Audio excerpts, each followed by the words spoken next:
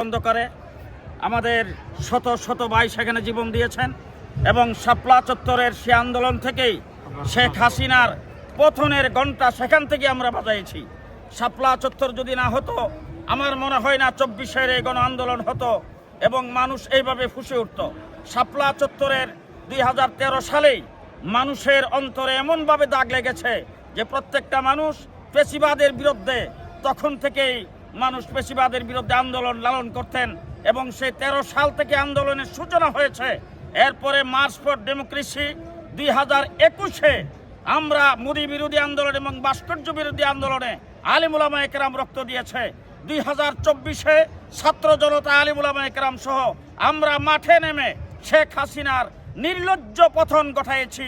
শেষ কথা হলো, বাংলাদেশ যতদিন থাকবে আওয়ামী লীগ আর প্রতিষ্ঠিত হতে পারবে না, শেখ হাসিনার বাংলাদেশে আসতে পারবে না ইনশাআল্লাহ।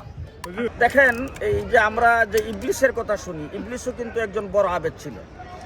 এখন শেখ হাসিনার কথা যদি আমি বলতে চাই, তাইলে আমরা ইতিহাসের পাতায় পড়ছি, কোরআনে আছে, আমরা সবসময় যেটা জেনে আসছি যে আল্লাহ পাকের নাফরমান ছিলেন ফেরাউন, নমরুদ, হামান, সাদ্দাত, আবু জাহেল। এই সমস্ত নাফরমান এবং সমস্ত হুদাদ্রোহীদেরকে একত্রিত করলে যে বস্তুটা হয়, এই বস্তুটার নাম হলো শেখ হাসিনা। এবং তার মুখ থেকে এই সমস্ত কথাবার্তা আসতেই পারে। সে তাহাজ্জুদ পড়ে, তার এক দলের এক লোকে বলছে যে দৈনিক 80 রাকাত নফল নামাজ পড়ে। এই সমস্ত কথাবার্তা তো তাদের আসেই, ইবলিসের কথাবার্তার মতো। সুতরাং এইগুলিতে আমরা আমরা এই সমস্ত কথায় কোনো পাত্তা দিই না। শেখ হাসিনা একটি নমরুদের মতো, ফেরাউনের মতো আচরণ করেছে বাংলার মানুষের সাথে, এবং তার যে পতন হয়েছে বিশ্বের কোনো রাষ্ট্রপ্রধানের এমন পতন হয় নাই। এমনকি আপনারা দেখেছেন কোন মসজিদের ইমাম যদি তার সমর্থক, তারও পতন হয়েছে। তৃণমূল পর্যায়ে তার অঙ্গ সংগঠন সহ তার যত সমর্থক ছিল সবাই গর্তের ভিতরে ঢুকে গেছে। এরকম পতন পৃথিবীর কারো হয় না। সুতরাং সে যত কথাবার্তাই এখন বলুক, এই কথাবার্তা সমস্ত কিছুই তার মিথ্যাচার।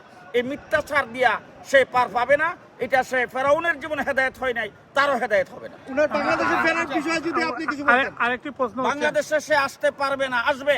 আমরাও বাংলাদেশে আনতে চাই। বর্তমান সরকার ইন্টারপোলের মাধ্যমে তাকে নিতে চাচ্ছে।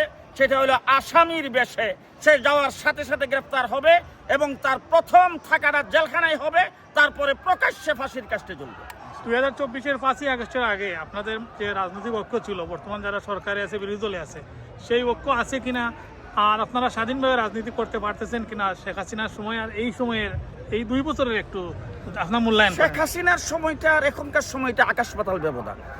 এখন জনাব তারেক রহমান সাহেব সরকার গঠন করেছেন, তিনি ক্ষমতায় আছেন। আমরা জমিয়তুল উলামা ইসলাম বাংলাদেশ, আমরা বিএনপির সাথে জোট করে নির্বাচন করেছি।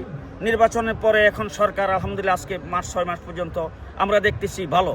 এবং সরকার পরিচালনা করতে যে একটা জিনিস আপনারা সকলেই স্বীকার করবেন, যে এই দেশটা 15 বছর পর্যন্ত দলীয়করণ করেছেন, আত্মীয়করণ করেছেন, দেশের সম্পদ লুটপাট করেছে এবং তার একান্ত বাধ্যগত লোকজনকে দিয়া পুরা প্রশাসন সহ যাবতীয় সবকিছু সাজাইছেন।